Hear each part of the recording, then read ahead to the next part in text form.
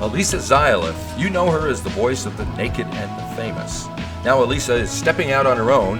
Her debut EP, Superpowers, is just about to be released, and we find Alisa in LA, where she's looking forward to release day. I think I found my superpowers. Don't listen to the voices in my head. I'm holding it together, holding it together. It's very exciting, and I'm kind of in a weird spot right now where I am self-managed and I'm just orchestrating everything. And the way I describe it to my friends is I feel like I'm one of those people who is spinning multiple plates on sticks. And Yeah. I'm just trying not to drop any of them. I'm like, all right, over here, I've got to make sure this team's doing this and everybody in this is happening. I'm just kind of like, I am the puppet master of like everything going on. With what I can control, but it's just a lot. I have been talking about my music, talking about what songs I need to finish, talking about the release, making music videos, getting like artwork done, and I haven't had time to actually make any more music or like finish any of my existing songs. So it's just such a busy season for me right now, and like every day there are just so many things that I have to take care of that a manager would normally take care of. Yep. But I'm taking care of it. Right. So it's a lot. So spinning plates, is that one of your superpowers? I guess you could say. I mean, it's not by choice. It's kind of like I have to do it. Yeah, I mean, I'm always open to work with people if the right person comes along, but for now it's just me. Right. So what are your superpowers, since that is the title of the EP? Everybody has superpowers. Well, you know what? I feel like for the longest time, because I was in a band and I'm such a good team player. I'm really good at being part of a team and collaborating. I never thought that I could be a leader or I could do things on my own, creatively, and that was mostly because I had a lack of self-confidence.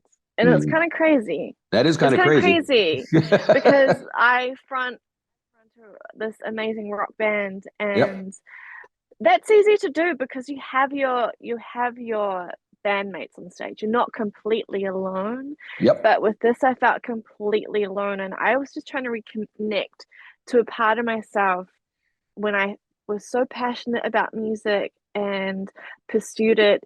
Even though I was scared, I did it anyway. So I really had to kind of go back to that young girl and ask, like, what was it that I had then that I don't have now? And just navigating that space, I think, and overcoming a lot of fears of performance failure and all that kind of stuff has been a massive superpower for me, because Gotcha. I'm releasing this. I'm releasing my first EP, and I never in a million years would have thought I would have been able to do that. Gotcha.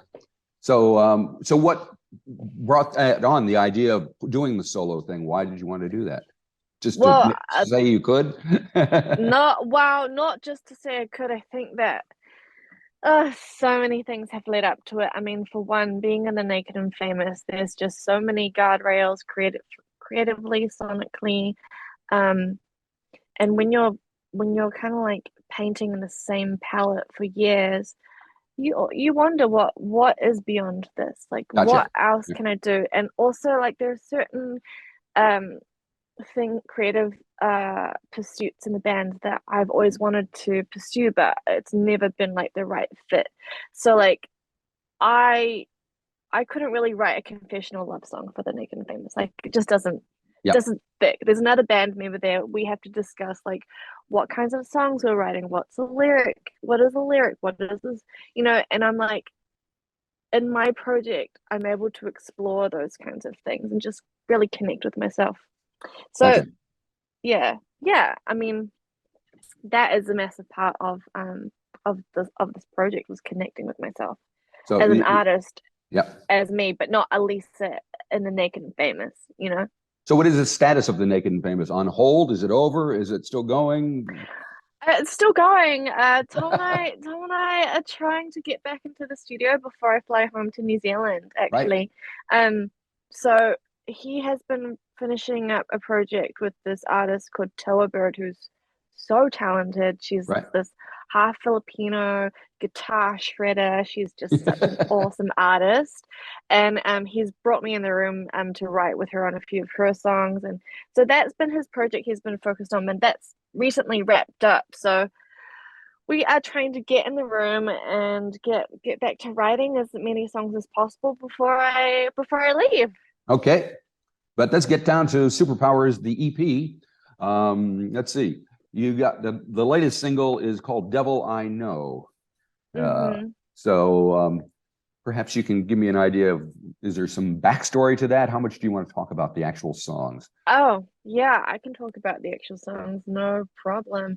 So The Devil I Know, I so that was like a period of time where I was really depressed and anxious, and we had just finished the Naked and Famous album Recover, and that was like the hardest record to make. I didn't know if Tom and I were going to still be in a band. I didn't know if I wanted to do music anymore. I just had such a hard time, and so did he. Uh-huh. Um, and I was just trying to. I remember being in this writing session with Simon and the songwriter Maisie, and just like crying and just spilling my guts out and just saying I don't even know if I enjoy making music anymore. And like the Naked and Famous has been like the greatest source of uh life, but also misery, and it's just like been this thing that has been toxic but also been like the biggest gift of my life. And and Maisie had this phrase like, better the devil you know than the devil you don't. We decided to take that phrase and like Right. spin it on its head. And I guess the devil metaphor in that song signifies like my music career, the band, whether I wanted to do music, how music is like a blessing and a curse for me sometimes. And so it's like this double-edged sword of sorts. So Devil I Know was written out of that time of me trying to figure out my process and figure out how to kind of like move through it all. Gotcha. And is there going to be a video attached to that eventually? Yeah, I'm actually making a video for it in a few weeks. So I Oh. I have this amazing all-female team, and we just kind of like I'm like, hey, the EP and the song comes out November 18th. I know that's coming up soon. What's everybody's availability? Right. So we're shooting on the 22nd, so there will be a video. It is not, you know, obviously most people want to release a music video and along with the song the same day, but at this point it's just not how it's Yeah, lining up for these me. things happen. Now, speaking of videos, I Yeah. saw the video of I'll Be There, which was released about a month ago, and I see a dog sitting behind you. Is that one of the dogs Oh, in yeah. the video? Don't you know that I just wanna be your girl? Ooh. When I don't goes wrong, I'll be there. You just have to call. I'll be there. When you're too far gone, you know I care. Heavy's the feeling. Tell me if you need me. That is my dog Ginger. She is with me every day, and she's just a little studio dog, very calm. Yeah, so that video was shot on a Super 8 camera Right. on film, Right. and it was just a day going around Malibu with my friend Sarah and her camera, and we were just filming, and like we would drive along the road and be like, hey, that like area of flowers looks really cool. It's literally on the side of the road, and there were like cars going past. Right. And she's like, let's just get in it. I'm like, all right. So I'm just hopping up on the side of the road and these wildflowers, and we're filming. So that was a fun day. But that song's all about friendship and unconditional friendship. So I wrote it inspired from a period of time when one of my best friends was going through a breakup, and it was during the early stages of COVID where we couldn't like see each other in person because we didn't know much about the Right. disease, so about the virus. So yeah, and so I ended up writing the song because I was doing writing sessions and she was on my mind. So it ended up yeah, being the song. And speaking of unconditional, the dog loyalty is kind of like that, isn't it?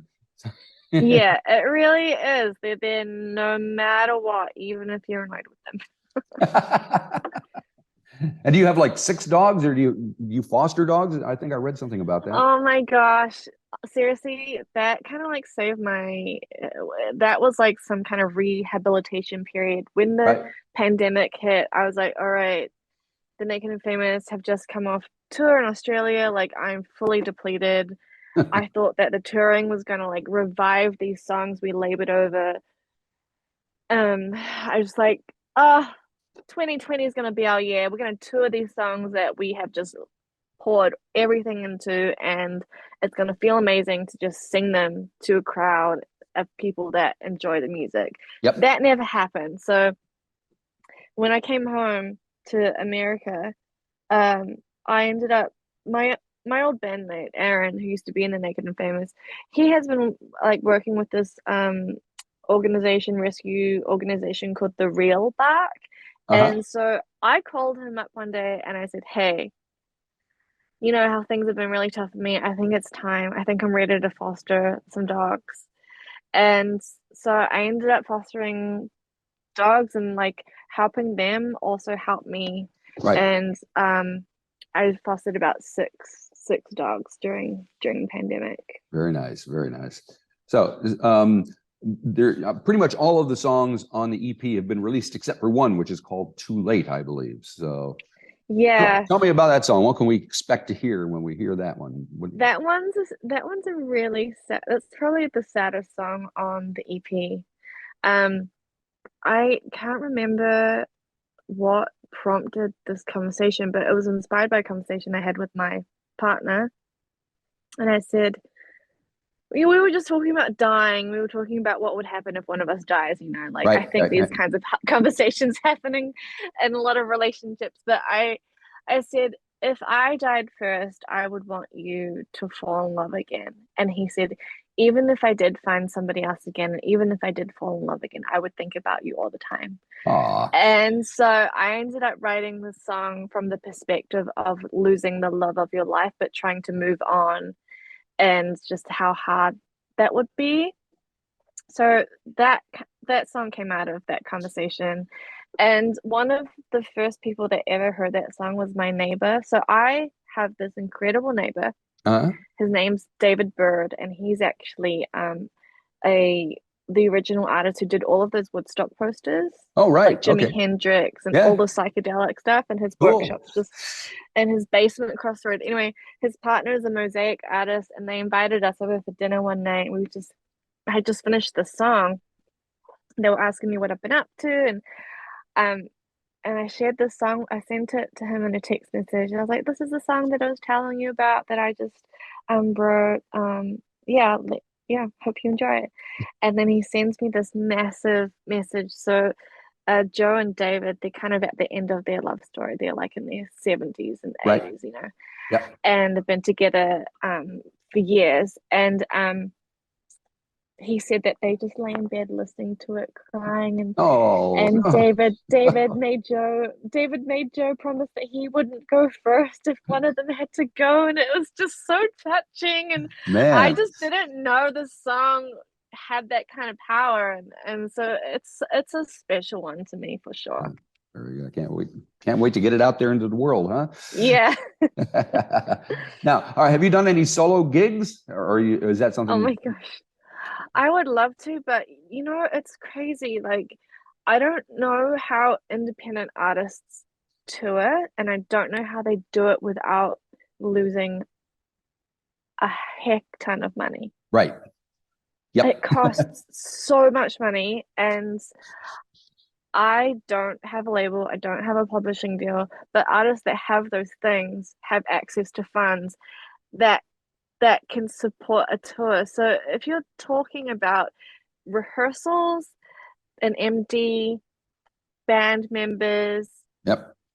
the time to build a show with like stems and a laptop, it costs about $12,000 for a Yeah. week.